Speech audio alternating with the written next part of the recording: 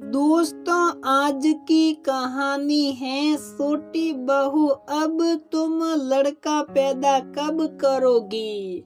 दोस्तों, कहानी शुरू करने से पहले अगर आपने हमारे चैनल को सब्सक्राइब नहीं किया है तो सब्सक्राइब कर लीजिए ताकि आपके पास पहुंचे हर नया वीडियो।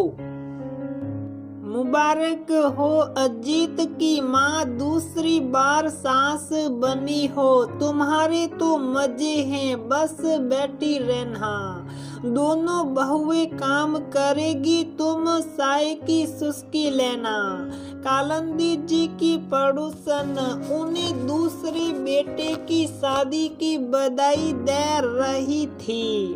दूसरी पड़ोसन बोली, बहुएं तो दो दो आ गई, अब दादी कब बनोगी ये बताओ। वो बोली, अब ये हमारे हाथ में तो है नहीं, बहू सुन कर तो हमने ला दी।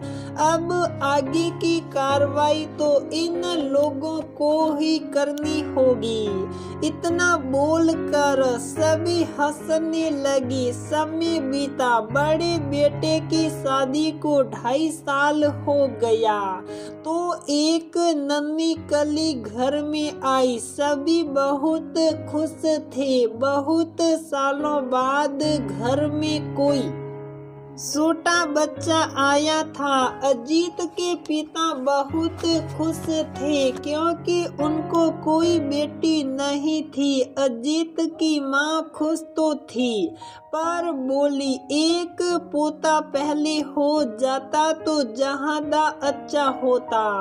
कालिंदी जी की ननद आई तो बोली, भाभी तुमने जो परंपरा बेटों की चलाई थी आज वो टूट गई। अब तुम्हारे घर में भी बेटी का आगमन हुआ, अब बोलो। वो बोली, हाँ दीदी, देखिए ना, एक लड़का हो जाता तो अच्छा होता। वो बोली, चिंता क्यों करती हो, दूसरी बहू भी तो है, जल्दी ही पोते का सुख देखोगी। कालिंदी जी समझ रही थी कि ननद बधाई दे रही है या उन्हें ताने मार रही है, क्योंकि ननद को 3 बेटी पर एक बेटा हुआ था और कालिंदी जी को 4 बेटे थे, जिस बात का उन्हें बड़ा गुमान था। बड़े पूरे परिवार में बच्चे का पालन पोषण होता रहा। वो बड़ी होने लगी। करीब 2 साल बाद कालिंदी जी अपनी दूसरी बहू नैना से बोली, नैना बहू, अभी मैं करने लायक हूँ, तुम जल्दी जल्दी खुश खबरी दे दो वरना बुढ़ी होने पर बोलोगी सास ने कोई मदद नहीं की। वो बोली, मम्मी जी शादी को अभी 2 साल ही तो हुए हैं, नौकरी से फुर्सत कहाँ मिलती है जो बच्चे के बारे में भी सोचूं। उसके जाने के बाद का वो अपने पति से बोली, एक नौकरी क्या करती हैं, अपने आप को न जाने क्या समझती हैं। 8 घंटे काम करके कौन सा तीर मार लेती हैं, बताओ भला। हम दिन भर घर के काम करते थे, फिर भी 4 बच्चे पैदा कर दिए, सास को 4 पोते दिए। पूरे गांव समाज में सास ऊंची नाक लेकर घूमती थी। वो बोले, पहले की बात और थी, परंतु 4 बच्चों का खर्च उठाने में जो मेरी हालत हो जाती, थी उसका तो तुमने कभी अंदाजा भी नहीं लगाया, बस अपनी सास को खुश करने में ही लगी रहती थी। वो बोली, आपको क्या मालूम सास को पोते की इच्छा कितनी होती है। और वहाँ से चली गई। समय बीतता गया। करीब 2 साल बाद नैना ने भी एक बच्ची को जन्म दिया। उस दिन तो मानो कालिंदी जी के ऊपर दुखों का पहाड़ टूट पड़ा, क्योंकि बड़ी बहू ने भी कुछ दिन पहले दूसरी बच्ची को जन्म दिया था। बड़े बेटे ने आगे और बच्चे ना करने का फैसला कर लिया था।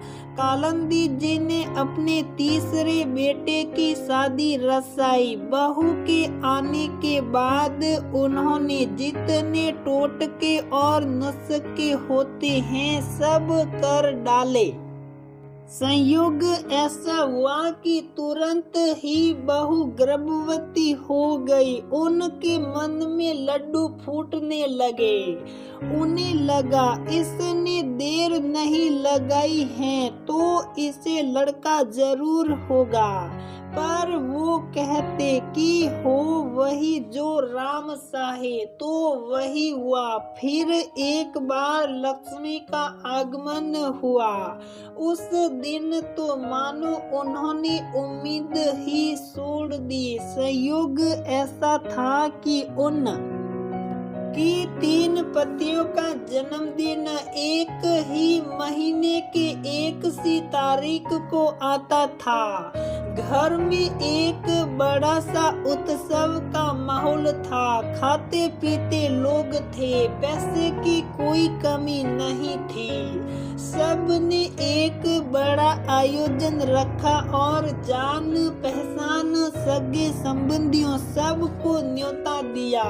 सब आए थे। कालिंदी जी की ननद अपने पोते पोतियों के साथ आई थी। अपनी बहू को दिखाकर बोली, देखो भाभी, मेरी इस बहू के एक और दूसरी बहू को 2 लड़के हैं।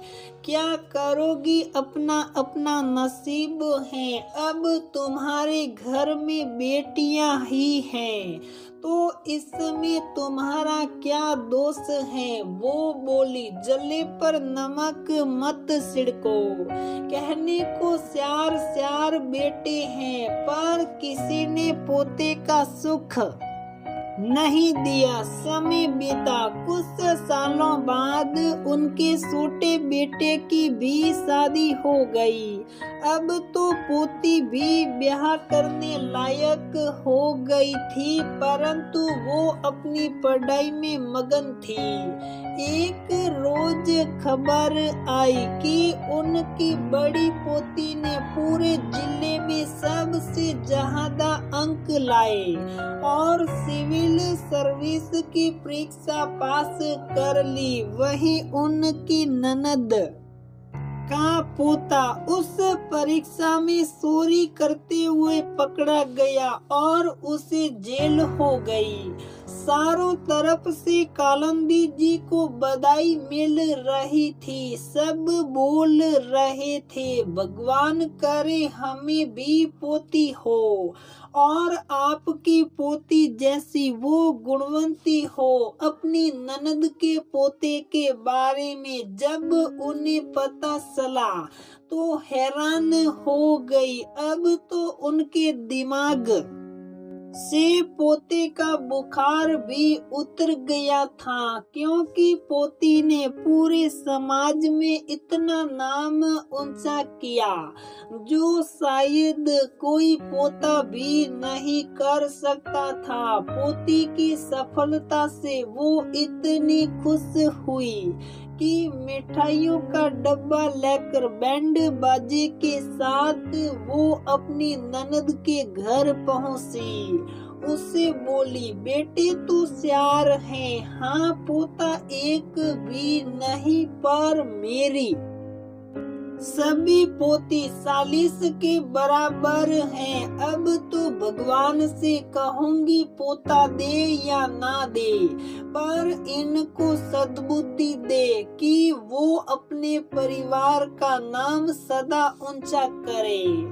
जब पत्रकार उनकी पोती का इंटरव्यू लेने आए तब उसने अपने बगल में अपनी दादी को बिठाया और बोली, अगर दादी मुझे हर बार ये ना कहती कि तुम पोती हो, पोती जैसा काम करके दिखाओ और समाज में मेरा नाम ऊंचा करो, तो शायद मैं ये नहीं कर पाती। इन शब्दों को सुनकर उनकी आंखों से आंसू थे। बाद में उन्होंने अपनी पोती का माता सुमा और अपनी बहुओं से अपने बर्ताव के लिए माफी मांगी। वहाँ देर है अंधेर नहीं करीब। 6 महीने बाद उनकी छोटी बहू गर्भवती हुई और 9 महीने बाद उसने एक बेटे को जन्म दिया। ये खुश खबरी मानो सोने पर सुहागा हुई और कालिंदी जी इतनी खुश हुई हैं कि अपने पतियों के साथ नाचने लगी। वो बोली, पोता तो आज आया है, पर इन पोतियों ने मेरा सर गर्व से बहुत पहले ऊंचा किया है। घर की लक्ष्मी ये है, इन्हीं से मेरा घर संसार सजा है। दोस्तों, लड़का हो या लड़की, जो आपका मान सम्मान बढ़ाए वही आपके लिए अच्छा होता है। बच्चों में भेदभाव करना सही नहीं है। ईश्वर ने ये फूल भी हर किसी को नसीब नहीं किया है। जो मिलता है उसका स्वागत करे और उसे अपने हिस्से का प्यार दे।